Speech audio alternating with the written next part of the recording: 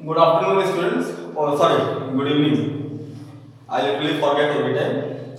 So the topic which we are going to do today, आज हम topic करेंगे वो है जर्नल एंट्रीज में सेल्स का. What is sales? Okay.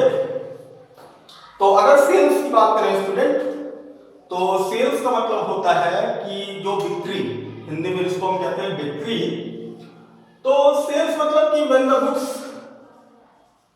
when the goods are sold, it's termed as sales. जब goods बिकते हैं तो इसको हम क्या कहते हैं?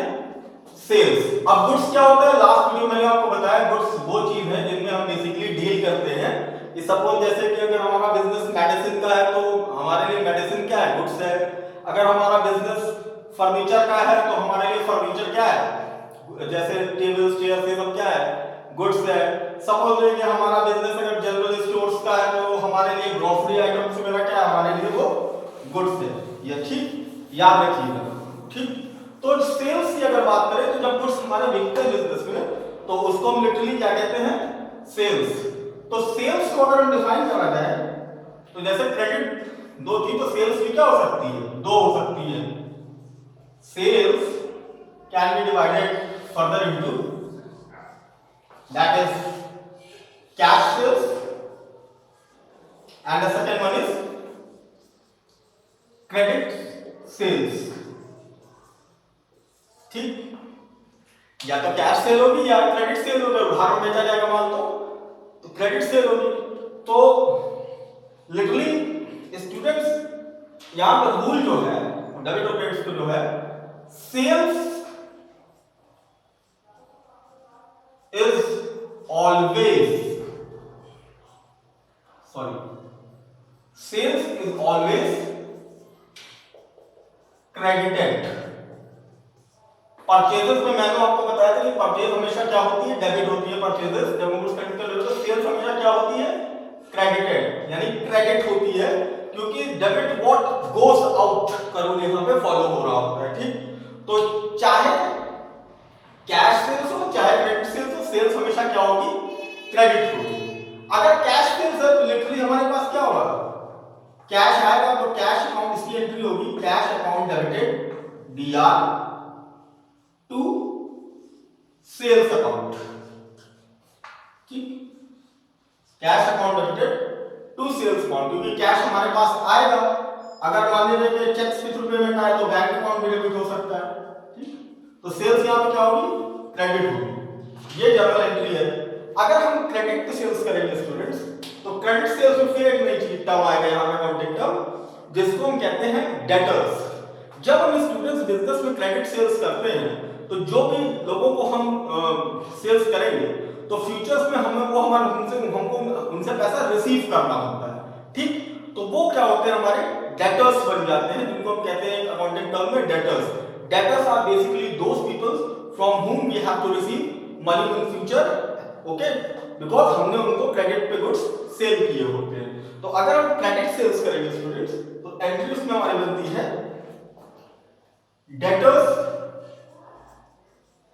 Debtors account debited to sales account. Debtors account debited to sales account. So in both the cases the sales has been credited. In both the cases the sales has been credit. sales क्या हुई? Credit हुई. ठीक. तो याद रखिएगा चाहे cash sales हो और चाहे क्रेडिट सेल्स हो सेल्स हमेशा क्रेडिट होती है. ठीक. इसके बाद की एक चीज और आएगी नई चीज उसको याद रखो क्या है? वो है हमारी सेल्स रिटर्न्स. अब सेल्स रिटर्न्स क्या होता है? जब स्टूडेंट्स हम जो हैं गुड्स को बेचते हैं तो ठीक है तो कभी कभी क्या होता है हमारे पास बिका हुआ माल वापस भी आता है. कुछ लोग हमें वापस कर देते हैं कि भैया सामान अच्छा नहीं है हमें जरूरत नहीं है. ठीक. तो अगर सेल्स रिटर्न्स अगर है तो अगर सेल्स हमेशा क्या हो रही है? क्रेडिट हो रही है तो sales return is always debited. Sales returns क्या होता है? हमेशा डेबिट होता है, ठीक। सेल्स हमेशा क्रेडिट होगा, सेल्स रिटर्न हमेशा डेबिट होगा। कि सेल्स रिटर्न में डेबिट व्हाट कम्स इन, हमारे पास कुछ सम आ रहा होता है, इसलिए डेबिट व्हाट कम्स इन का रूल फॉलो होता है। तो अगर हम सेल्स रिटर्न्स की बात करें स्टूडेंट्स, तो अगर सेल्स रिटर्न्स कैश बेसिस पे हो रहा है, ठीक, अगर हम नगद में माल खरीद रहे हैं, कैश में खरीद रहे हैं, तो क्या होगा, हमारे पास से कैश जाएगा तो एंट्री उसकी होगी सेल्स रिटर्न्स अकाउंट डेबिटेड दिया टू कैश अकाउंट। यहां पे बैंक अकाउंट भी हो सकता है, पेमेंट बैंक से थ्रू जा रही है, चेक से थ्रू जा रही है, बैंक अकाउंट। तो ये एंट्री होगी sales returns account debited to cash account और बैंक अकाउंट। ये तो है अगर कैश टू बिजनेस चल रहा है, ठीक। कैश टू बिजनेस भाई जब आपने नगद में बेचा तो जो आदमी आपको वापस करेगा माल वो आपको कैश में उसको वापस करना पड़ेगा, ठीक। लेकिन दूसरी चीज है कि अगर यहां से थोड़ा लिंक करते हैं तो यहां पे क्या होता है कि अगर हमने किसी को उधार माल बेचा हुआ तो जब वो माल वापस करेगा, जब वो क्रेडिट गुड्स हमारे वापस करेगा तो हमें क्या करना है, उसको डेटर्स की वैल्यू को कम करना पड़ेगा, रिड्यूस करना पड़ेगा। तो यहां पे भी सेल्स रिटर्न्स यहां पे भी डेबिट होता है, ठीक। यहां पे एंट्री होगी sales returns account debited to debtors account, okay. Sales returns account debited to debtors account, okay.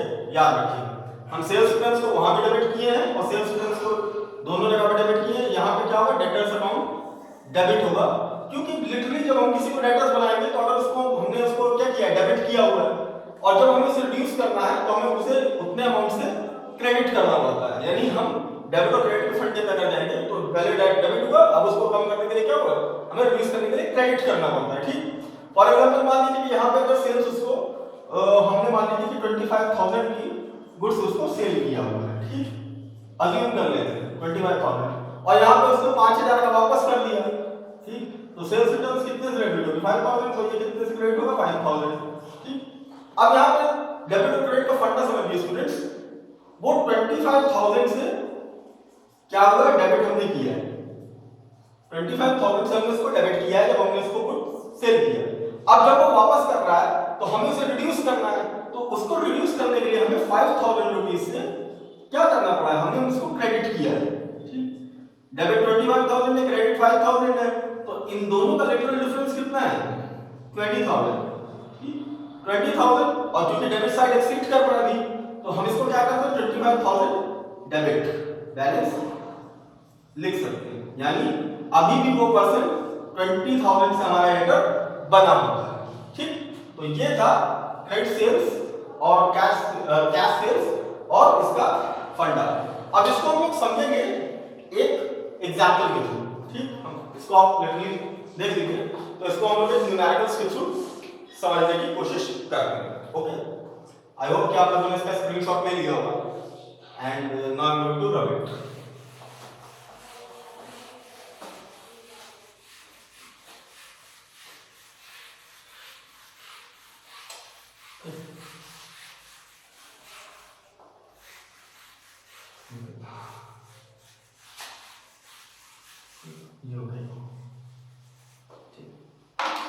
चलिए क्वेश्चन देखते हैं स्टूडेंट्स।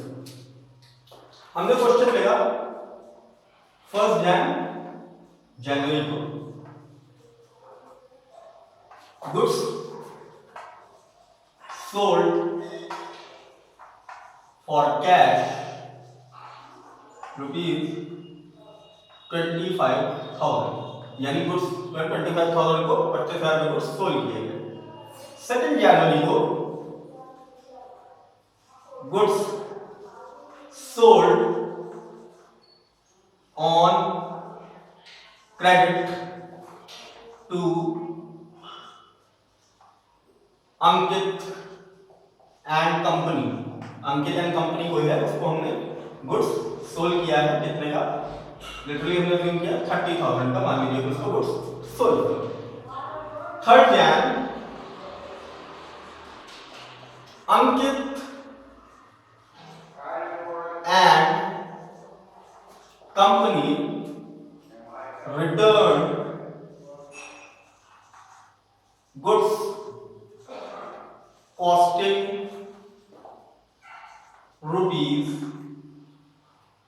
₹7,000, ठीक।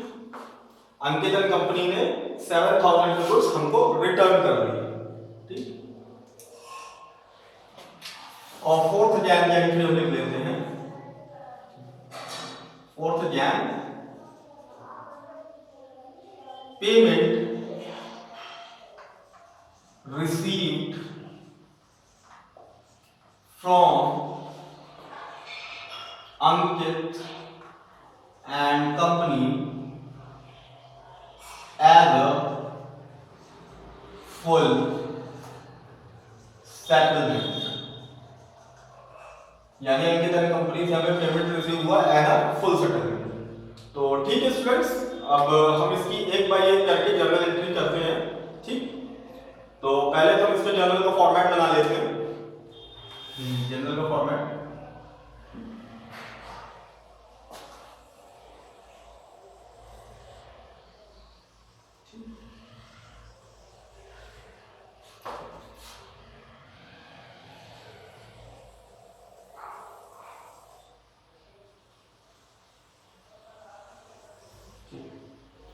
ये हो गया हमारा जर्नल का format students.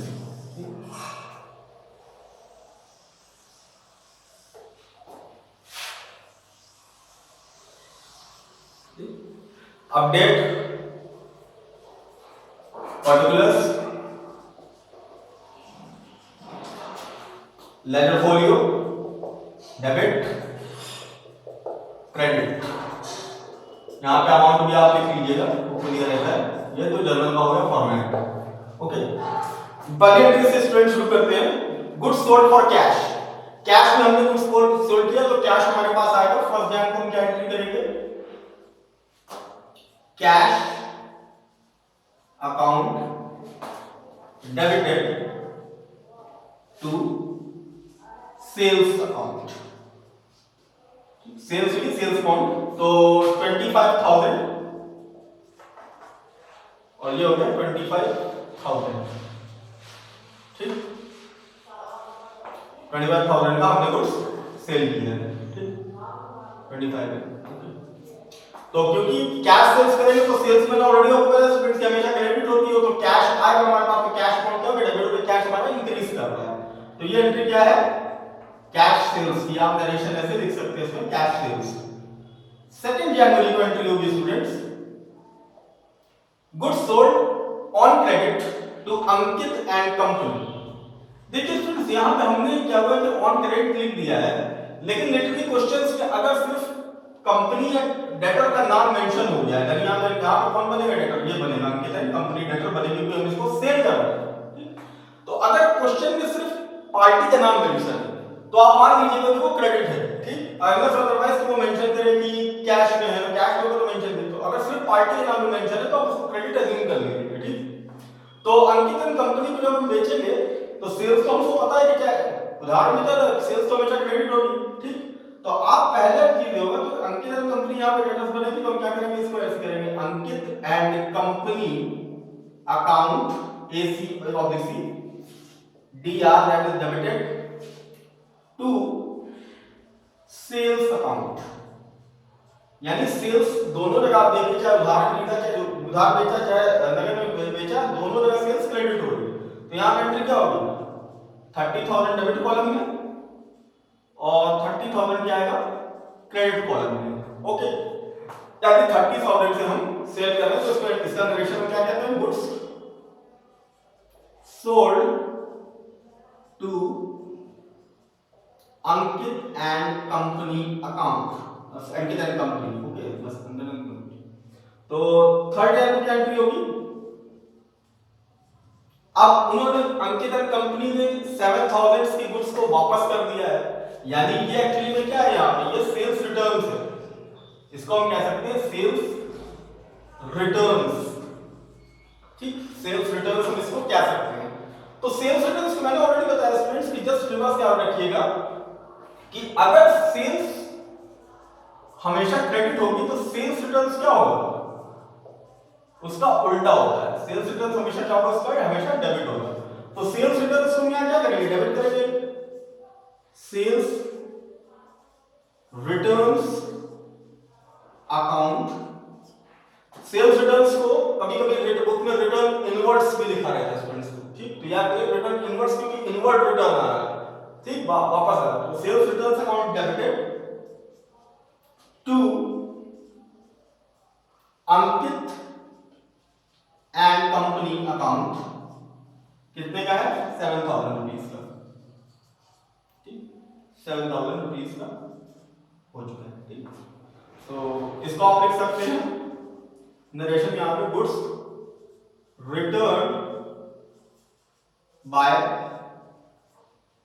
Ankit and company, ठीक, ये हो गया। ये तो सेल्स रिटर्न्स। अब सेल्स रिटर्न्स हमेशा डेबिट होता है, तो अंकित एंड कंपनी को हमने क्या किया है इसमें, यहाँ पे क्रेडिट। अब डेबिट और क्रेडिट का इनका मॉडल बता देंगे। यहाँ पे हमने अंकित एंड कंपनी को क्या डेबिट किया, जब बेचा तो उसको डेटर बनाया, अब जब उसने वापस किया तो हमको उसको लेस करना है, तो हम यहाँ पे क्या कर रहे हैं, उसका रिवर्स कर रहे हैं, उसको क्रेडिट कर रहे हैं, यानी डेटर्स को हम क्रेडिट कर रहे हैं तो वो रिड्यूस हो रहा है, यानी 7,000 से उसको क्या कर सकते हैं, क्रेडिट यहाँ हमने कर लिया है, ठीक, टू रिड्यूस इट, ठीक, ओके। उसके बाद की जो एंट्री है स्टूडेंट्स वो है पेमेंट रिसीव्ड, आरईसीडी का मतलब है यहाँ पे ये रिसीव्ड है, ठीक, रिसीव्ड, ओके। तो पेमेंट को हमने रिसीव की स्टूडेंट अंकित एंड कंपनी से as a full settlement, Ankit and company से एज अ फुल सेटलमेंट हमने जो रिसीव की, तो उसको क्या करेंगे हम, कैश हमारे पास आएगा, कैश में आ रहा है तो उसकी एंट्री होगी 4th जनवरी को,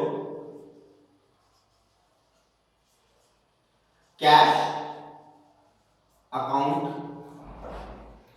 debited to Ankit and company account, कितना है ये, क्योंकि उनको 30,000 का सेल किया था, 7,000 को उन्होंने वापस कर दिया, तो रिमेनिंग कितना है स्टूडेंट, 23,000 है, तो 23,000 हम रिसीव करेंगे और यही आएगा हमारे पास डेबिट कॉलम में, 23,000 में कैश हमारे पास आएगा, 23,000 वो कैंसिल होंगे। अब देखिए डेबिट और क्रेडिट का फंडा स्टूडेंट यहाँ पे समझने की कोशिश करिए कि यहाँ पे अंकित एंड कंपनी को हमने कितने से डेटर बनाया था, हमने अंकित एंड कंपनी को 30,000 रुपीज से यहाँ पे, ठीक, डेबिट किया था। एक बार हमने उनको वापस किया तो वो कितना हुआ, 7,000 से क्रेडिट हुए, ठीक, और जब हमने पेमेंट रिसीव किया तो वो कितने से क्रेडिट हो गए, 23,000 से, ठीक, क्रेडिट हुए। तो यहाँ पे टोटल डेबिट्स ये है 30,000, तो टोटल क्रेडिट भी 7 प्लस 23, तो अल्टीमेटली क्या है, जितने का डेबिट उतने का क्रेडिट, दैट मींस उनका अकाउंट क्या है, कैंसिल्ड है, यानी बैलेंस ऑटोमेटिकली बैलेंस वहां पे हम बैलेंस कर चुके हैं, ठीक। तो ये ज्यादा चीजें आपको लेजर्स जब आप पढ़ेंगे तो उसमें समझ में आएंगी। तो फॉर टाइम याद रखिएगा कि आज की जो समरी है, तो शुरुआत से मैं थोड़ा आपको रिवीजन करा देता हूं। सेल्स हमेशा क्या होती है, क्रेडिट होती है, चाहे क्रेडिट चाहे कैश सेल हो चाहे वो क्रेडिट सेल हो, और सेल्स रिटर्न्स क्या होता है, हमेशा डेबिट होता है, ठीक। तो आज की जो सेल्स का था इसका हम आगे नेक्स्ट टॉपिक जब हम करेंगे तो इसमें और एंट्रीज पढ़ेंगे, इनकम्स और एक्सपेंसेस की नेक्स्ट टाइम कुछ और टाइप के एंट्रीज हम पढ़ेंगे, फिर उसके बाद हम पूरे क्वेश्चन इसको सॉल्व करना आपको बताएंगे। क्योंकि जर्नल एंट्री बहुत बेसिक है स्टूडेंट्स, कोशिश करा करिए कि इसके कॉन्सेप्ट्स को समझिए, क्योंकि पूरे एंटायर जो अकाउंटेंसी वो जर्नल एंट्री और लेजर पे ही बेस्ड है, ठीक। So this is for today. More things will be doing in the next class. Good evening. Have a nice day.